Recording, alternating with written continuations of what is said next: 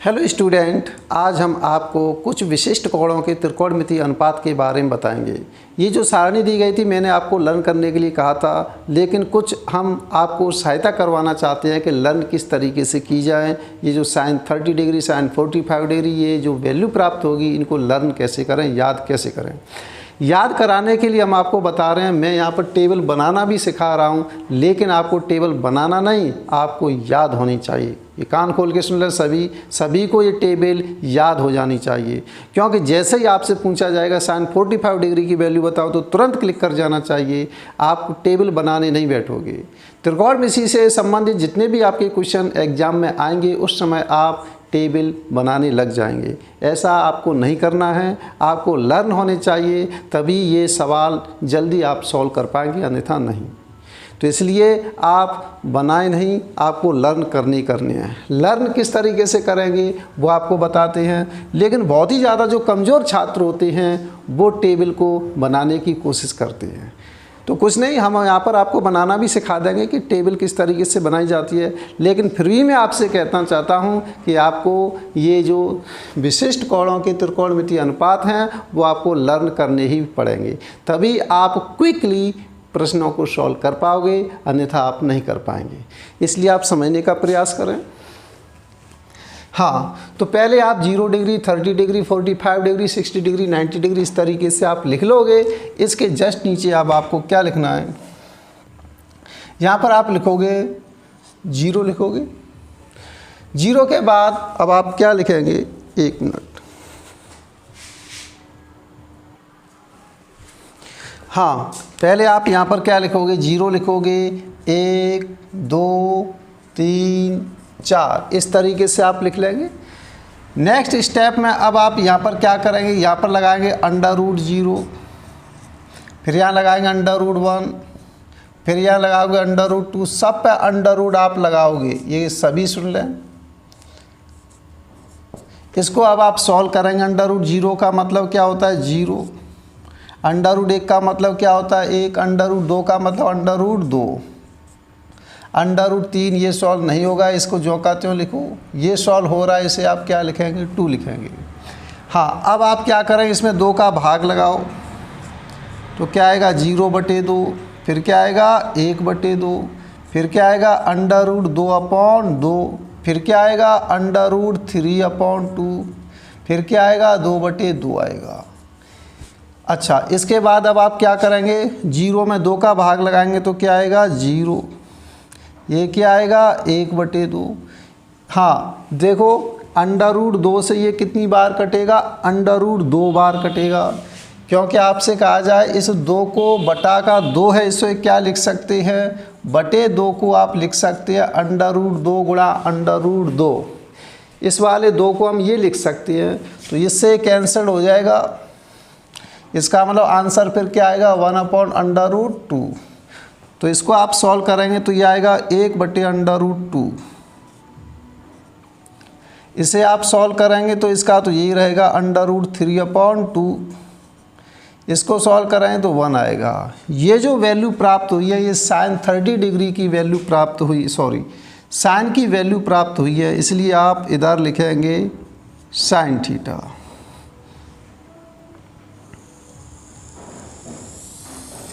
हाँ, सभी समझ लें ध्यान से, ये sin थीटा है।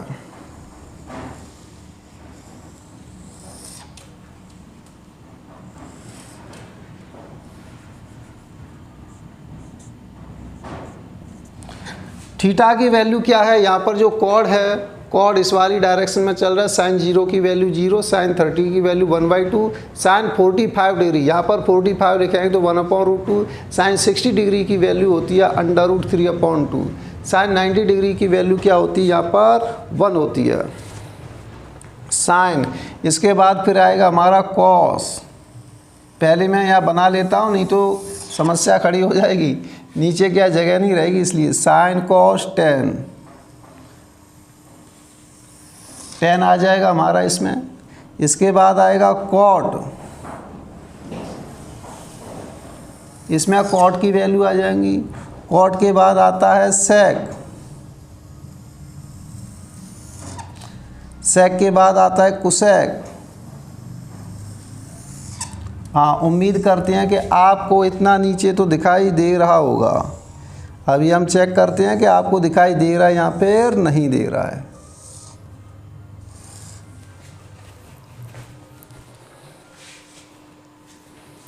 हाँ, बिल्कुल आपको दिखाई दे रहा है। साइन थीटा के बाद अब हम लेते हैं कॉस थीटा। पहले आप साइन थीटा की वैल्यू आप लर्न कर लीजिए अच्छी तरीके से। साइन जीरो की वैल्यू क्या होती है? जीरो। देखो यहाँ पर साइन जीरो की वैल्यू क्या होगी? जीरो। साइन 30 डिग्री की वैल्यू होगी 1/2। साइन 45 डिग्री की वैल्यू होती है 1/√2। साइन 60 डिग्री की वैल्यू √3/2। साइन 90 डिग्री की वैल्यू होती है 1। इसके बाद अब हम देखते हैं कॉस थीटा। कॉस थीटा में कुछ नहीं करते हैं, पीछे से आप लिखते जाओ क्रमबद्ध तरीके से। ये होती है 1, यह आ जाएगा √3/2। चलो हम इस तरीके से लिख सकते हैं यहाँ पर √3/2, स्पेस नहीं है इसलिए। हाँ, अब इसकी वैल्यू क्या है? 1/√2। अब इसको आप यहाँ पर आप लिखेंगे तो ये आ जाएगा 1/2, इधर आ जाएगा 0। तो कुछ नहीं है, ये दोनों आप लर्न कर लो अच्छी तरीके से। साइन जीरो की वैल्यू 0 होती है तो कॉस जीरो की वैल्यू क्या होती है? 1 होती है। एक इम्पोर्टेंट बात आपको बता दें, साइन थीटा का मान बढ़ रहा है तो साइन थीटा की वैल्यू भी निरंतर बढ़ रही है। साइन जीरो का मान 0 होता है, साइन 30 1/2 हो गया, फिर 1/√2 ये हो गया, ज़्यादा से ज़्यादा कितना आ गया? 1 आ गया है। तो यहाँ पर थीटा का मान बढ़ने पर साइन थीटा का मान भी बढ़ रहा है। कॉस थीटा को देखो, थीटा का मान बढ़ रहा है लेकिन कॉस का मान घट रहा है और 0 तक ये चला गया। पहले इसका मैक्सिमम कितना था? 1 था, ज़्यादा से ज़्यादा 1, फिर कम से कम क्या हो गया? इसका 0 हो गया। तो इम्पोर्टेंट बात बताएं, जैसे जैसे थीटा की वैल्यू बढ़ती है तो साइन थीटा का मान देखो यहाँ पर बढ़ रहा है। थीटा बढ़ने पर साइन थीटा की वैल्यू बढ़ती है, थीटा का मान बढ़ने पर कॉस थीटा की वैल्यू घटती है, ये ध्यान रखना। इसके बाद अब हम लेते हैं टेन थीटा।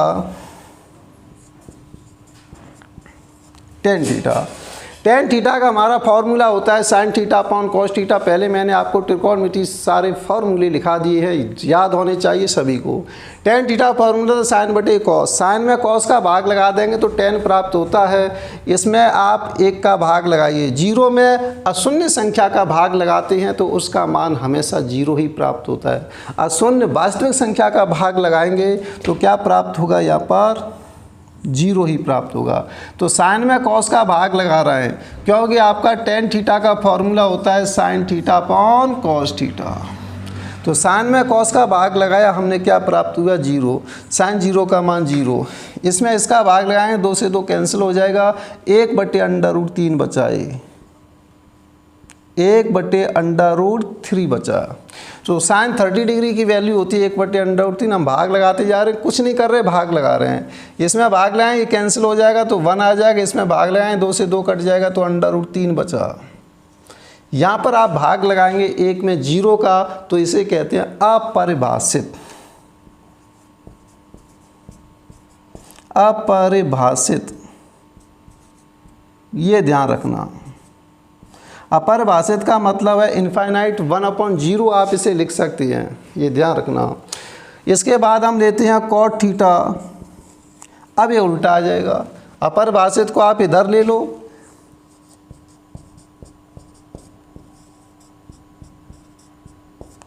अपरिभाषित। हाँ, अब कॉट 0 का मान क्या होता है? अपरिभाषित होता है, 1/0 होता है। अपरिभाषित का मतलब आप समझ जाइए क्या है? 1/0 है। कॉट 30 डिग्री की वैल्यू की बात करें, कॉट 30 क्या आ जाएगा? इसी को आप लिख देंगे तो आ जाएगा √3 आ जाएगा। कॉट 30 की वैल्यू होती है √3। मैंने तो यह जो टेबल बता रहा हूँ आपको याद करवाने के लिए, आपको सहायता प्रदान करने के लिए टेबल आपको लिखाई जा रही है। मैं थोड़ी सी आपकी सहायता करूँगा किस तरीके से आपको लर्न करना है।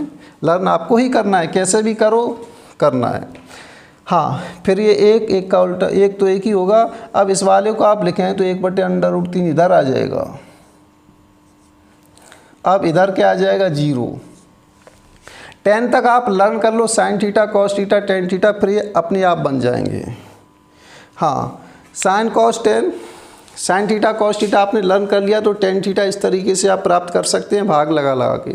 यहाँ पे लर्न कर लो टेन जीरो की वैल्यू जीरो होती है। टेन में देखो √3 आ रहा है सर, √3 आता है, 2 तो कहीं पर नज़र नहीं आता है इसमें। √3 नज़र आएगा, जीरो और परिभाषित ये तो होते ही हैं।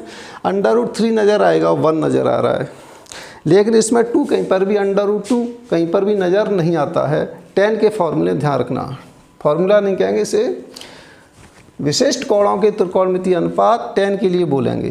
तो 10 जीरो की वैल्यू 0 होती है, 10 30 डिग्री की वैल्यू 1/√3 होती है, 10 45 डिग्री की वैल्यू 1, 10 60 डिग्री की वैल्यू √3, 10 90 डिग्री की वैल्यू क्या होती है, अपरिभाषित होती है, नॉट डिफाइन कहते हैं इसे हम। तो यहाँ पर थीटा का मान बढ़ रहा है तो टेन थीटा का मान भी बढ़ता है, अपरिभाषित अनंत हो जाता है। कॉट थीटा का मान क्या होता है, घटता है। थीटा का मान कॉट बढ़ने पर कॉट थीटा का मान क्या हो रहा है, घट रहा है। इनकी वैसे आप वैल्यू भी निकाल सकते हैं। साइन 30 डिग्री की वैल्यू क्या होती है, 45 डिग्री की वैल्यू कैसे प्राप्त होती है, ट्रायंगल मेथड से आपसे आसानी से निकाल सकते हैं। मैं यहाँ पर समय के अभाव में आपको बता नहीं रहा हूँ। इसको किस तरीके से निकालें, 30 डिग्री 60 डिग्री, तो यहाँ पर आप ऐसे राइट एंगल ट्रायंगल बना सकते हैं। अगर ये 60 का है तो ये कितने का हो जाएगा, 30 डिग्री का हो जाएगा। अब इसमें आप साइड लेट करके आपसे मान सकते हैं। ऐसे 45 डिग्री के लिए ये वाले दोनों एंगल 45 डिग्री का, ये भी हो जाएगा 45 डिग्री का। तो यह समद्विबाहु त्रिभुज बन जाता है। इसमें भी साइड लेकर के ये वाली साइड ए, ये ए, तो कर्ण आप आसानी से निकाल सकते हैं।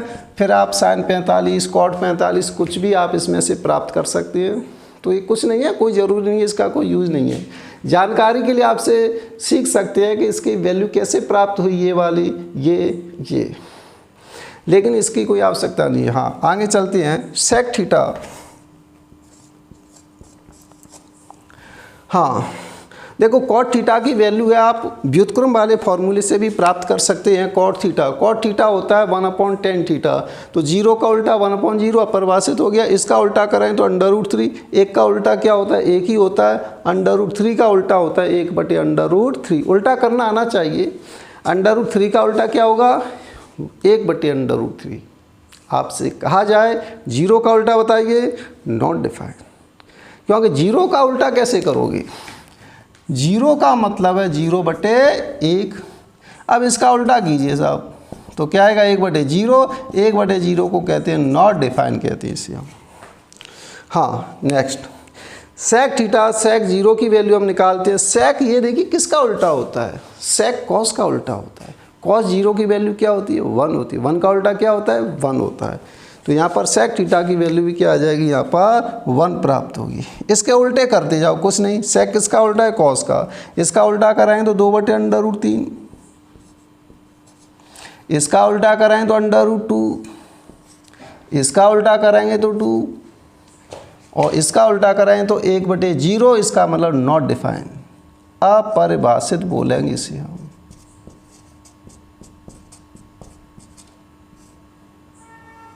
अपरिभाषित। कोसेक थीटा, कोसेक किसका उल्टा होता है, कोसेक साइन का उल्टा होता है। तो साइन की वैल्यू को उल्टी करते जाओ, बस प्राप्त हो जाएगा। साइन 0 का क्या होता है, साइन 0 का मान 0, तो 1/0। इसका मतलब अपरिभाषित।